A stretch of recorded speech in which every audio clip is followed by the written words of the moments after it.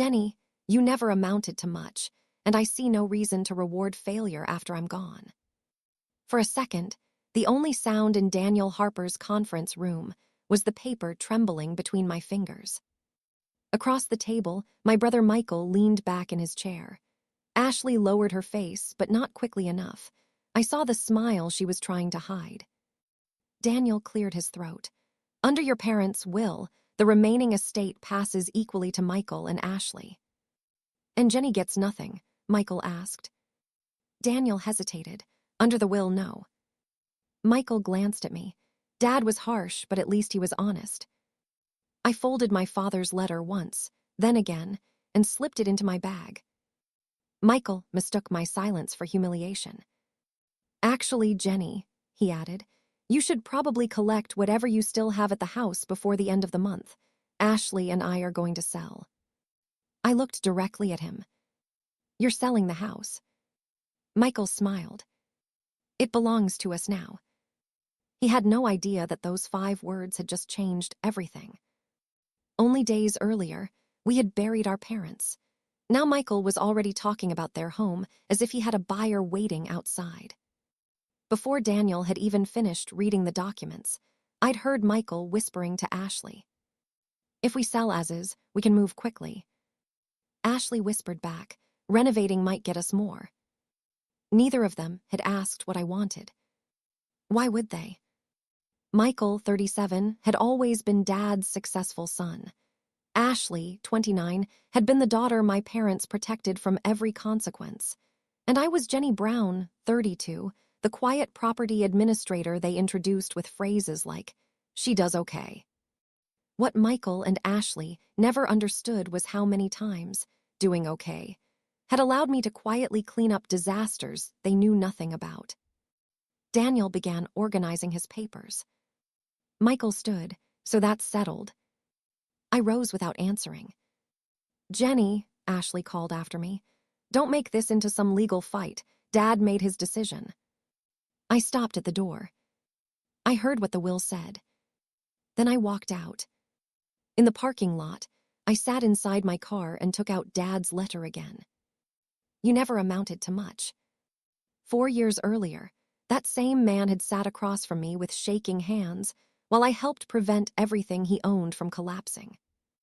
I put the letter away and called Daniel. He answered almost immediately. Jenny, have Michael and Ashley started the estate inventory? A pause. Yes, Michael submitted the initial information this morning. Does that inventory include the house? It does. I looked through my windshield at the conference room windows. And the other assets. Several of them. Why? I tightened my hand around the phone. Don't approve any major distribution yet. Daniel's voice changed. Jenny, is there something I need to know? I stared back at the building, where my siblings were probably still discussing how they would divide everything. There is. Because Michael and Ashley had just inherited everything our parents left them. The problem was, they hadn't bothered to ask how much of it our parents still owned. What happens when someone leaves you property in a will that stopped belonging to them years earlier? 3 days after the will reading, Michael called me at 8:12 in the morning. No hello. Where are the house keys? I stared at my phone. Good morning to you too. Jenny, I'm serious. Ashley and I need access. The realtor wants to look through the property this week. I set down my coffee. You're already bringing in a realtor. Why wouldn't we? Because I'm not giving you the keys. Silence. Then Michael laughed. You were left nothing, Jenny. Stop making this difficult. That sentence took me back 4 years. Dad's distribution business had been drowning in debt. Bills had piled up, cash flow had collapsed, and obligations connected to the family home were becoming impossible to ignore. Dad hadn't called Michael first. I had. Can you help them? I asked. Michael's answer had been immediate. I'm building my own future. I'm not throwing money into Dad's mistakes. Ashley claimed she barely had enough for herself. So I stepped in. I used years of savings and financing available to me to satisfy the secured obligations threatening the house and provide additional funds to stabilize Mom and Dad. But because I worked around property and understood what undocumented family arrangements could become, I refused to make it a handshake deal. Everything was put in writing. Mom and Dad signed a deed transferring the house to me.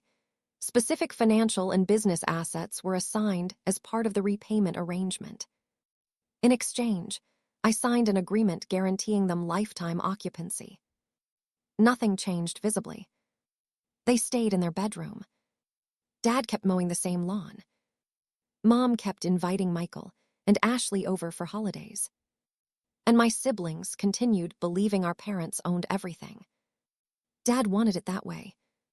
One evening after signing the documents, he had pulled me aside. Michael doesn't need to know about this. Why? His jaw tightened. Because it's family business. I knew the real reason. Dad could accept my money behind closed doors. He couldn't bear admitting that the daughter he constantly described as unsuccessful had been the one who rescued him. And I protected his pride, even when it cost me mine. Now Michael was on the phone demanding keys to that same house. "If you don't hand them over," he said, "I'll have the locks changed." I almost smiled. "Michael, don't do that." "Why? Afraid I'll finally make you understand the house isn't yours." "No." I opened my laptop. "Before you call a locksmith, check whose name is actually on the deed." "Nothing." "Michael." Still nothing. Then the call ended. He had hung up. I didn't chase him. I went to work. That afternoon, my phone buzzed with an automated property record notification. I opened it. Then I sat perfectly still. Someone had requested records connected to the family property. The requester was Michael Brown. He had finally decided to check the deed. And for the first time since our parents died, my brother was about to discover that being named in a will and owning what was written inside it were two very different things. By the next family gathering, Michael had changed his story. I wasn't the sister who had inherited nothing anymore. Now I was the sister, supposedly trying to steal everything. I knew that before I even stepped fully into the room. Conversations stopped. An aunt looked at me, then quickly looked away. Michael stood near the dining table with Ashley. "There she is," he said. I put down my bag. "Go ahead, Michael." His face tightened. "You had Mom and Dad sign their house over to you." Ashley jumped in when they were having financial problems. "Convenient timing, Jenny." "So that's what you've been telling everyone." Michael stepped closer. "I'm telling them you manipulated our parents into signing documents years ago, and now you're using those documents because Dad left you nothing." Several relatives were listening. 4 years of protecting my father's pride had created the perfect weapon for Michael. Nobody knew what I had done because Dad had insisted nobody know. I could have explained everything right there. Instead, I asked Michael one question. Was the deed recorded? His mouth opened. Nothing came out. My aunt frowned. "Michael." Ashley crossed her arms. "That doesn't matter. The will came afterward. Mom and Dad left the estate to us." "That isn't how ownership works," I said. "A will distributes property someone owns when they die. It doesn't automatically take back property legally transferred years earlier." Michael scoffed. "They lived in that house until they died." "Yes." "Then it was their house." "No, they had lifetime occupancy." The room became noticeably quieter. Ashley stared at me. "What does that mean?" "It means they had a contractual right to live there for the rest of their lives." Michael shook his head. "You're twisting paperwork." "Then let Daniel review it." That was when Ashley blurted, "We already have a realtor." I looked at her. Michael shot her a warning glance, but it was too late. "You listed the house." "Not yet," Michael said quickly. "We've discussed the sale." Ashley folded her arms. We know what it should bring." Then she added something worse.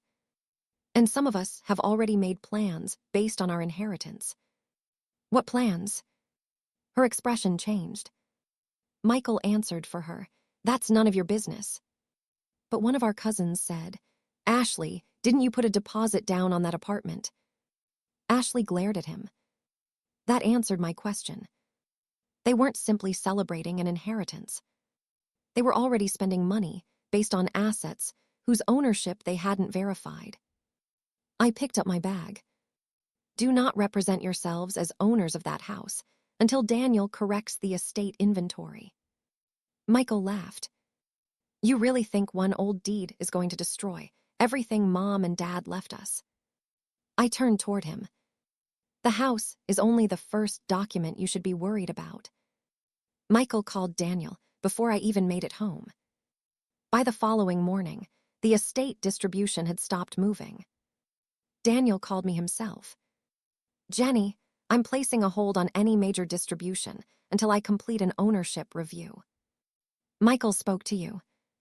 He did, loudly. I almost laughed. Then Daniel's voice became serious. "I pulled the recorded deed. And it confirms what you told me. The property was transferred to you 4 years ago." Michael's planned sale was dead. But the house was only the beginning. That afternoon, I brought Daniel the remaining documents. Bank records showed the money I had transferred when my parents' finances were collapsing. The dates matched the agreements. The deed had been recorded long before their deaths. Then I placed the assignment documents beside it. Daniel read through them slowly. "These investment assets too?" "Yes." "And this ownership interest connected to the business?" I nodded. That was part of the same arrangement. My parents hadn't simply promised to repay me someday. Specific assets had been transferred as security and repayment when I provided the money that kept them afloat. Their lifetime occupancy agreement explained why they had continued living in the house afterward. Nothing had been secretly changed after their deaths.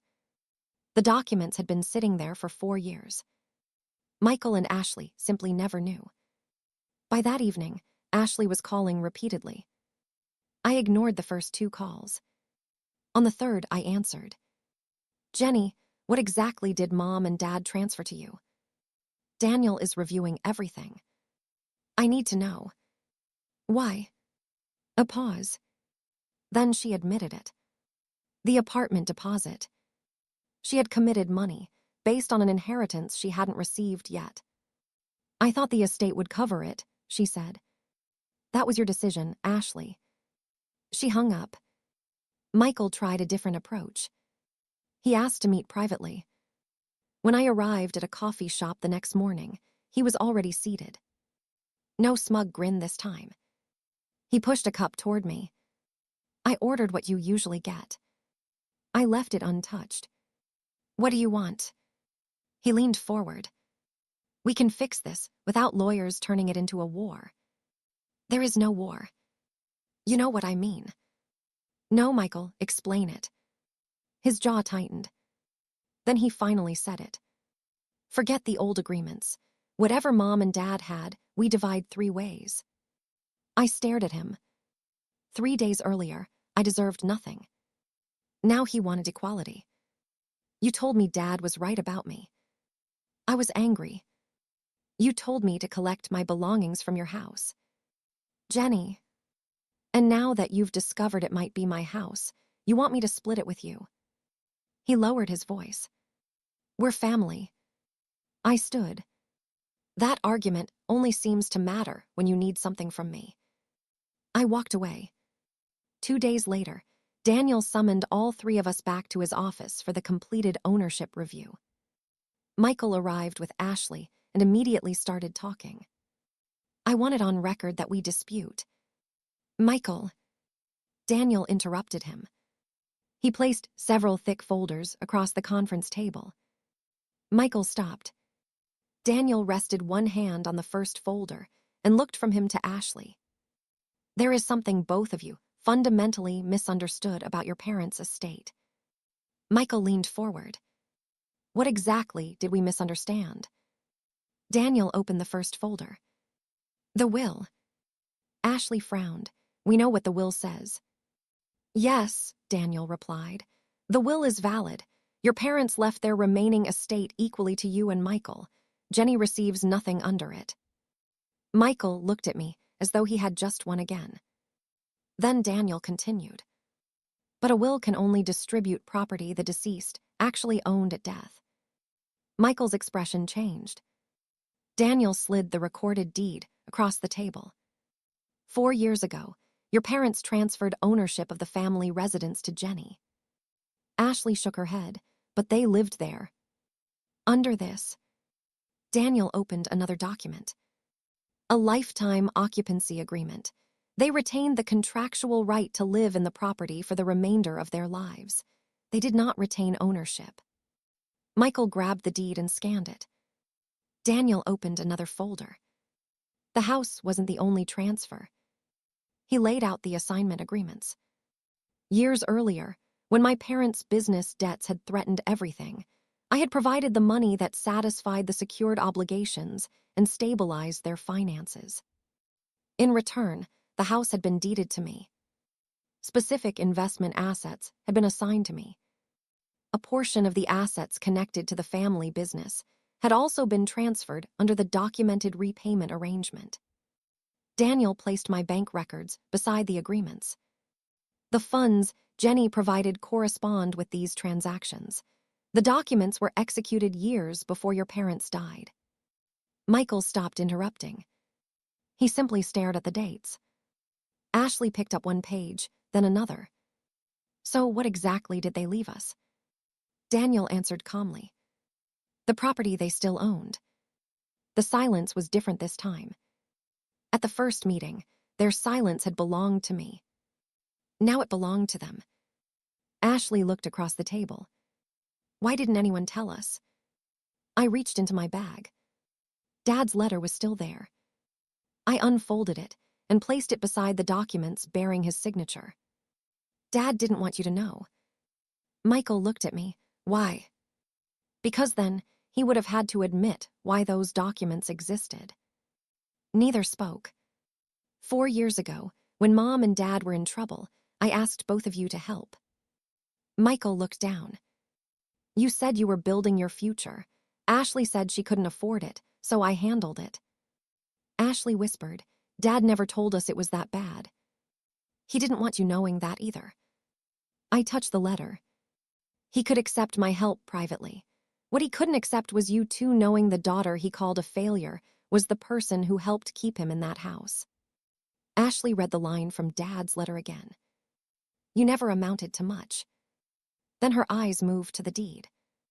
Dad's own signature sat at the bottom. Michael pushed his chair backward. So the sale. There is no sale, Daniel said. You cannot sell property the estate does not own. Ashley went pale. What about my apartment? Daniel looked at her.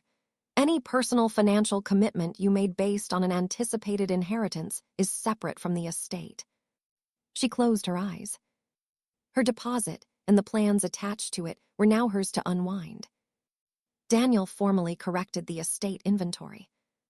Michael and Ashley still received what our parents genuinely possessed at death, the remaining cash, personal property, and other assets covered by the will. I never tried to take those things from them. I didn't need to. The house and the assets transferred to me years earlier were removed from the estate because they had never belonged there. And once our relatives learned the dates on the documents, Michael's story changed again. There was no deathbed manipulation. No desperate sister forging a claim after being disinherited. The transfers had happened 4 years earlier. Michael had entered that first meeting telling me to remove my belongings from his house. Now, outside Daniel's office, he stopped me. Are you going to sell it? I looked at the keys in my hand. I haven't decided. What are you going to do with it? For years, I would have explained myself. This time I didn't. I'll decide that too. I kept the house while the remaining administrative matters were settled. I repaired the rooms my parents had neglected and collected the family photographs I wanted to keep. The room where Dad once kept boxes of unpaid business records became my office. Michael and Ashley and I didn't suddenly become close. Our relationship became limited, civil, and finally honest. I stopped trying to prove that I was successful enough to deserve their respect. Most importantly, I never challenged Dad's will. I allowed his final wishes to stand exactly as written. Michael and Ashley inherited everything. My parents still had the legal power to leave them. And I kept everything that had already been transferred to me. Months later, I found Dad's letter while organizing my desk. I read that sentence one final time. You never amounted to much. Then I looked around the house. His own signature had transferred to me when he needed my help most. I folded the letter, placed it inside the file with the deed, and closed the drawer. My parents were free to leave me nothing in their will, but they couldn't leave my siblings what already belonged to me.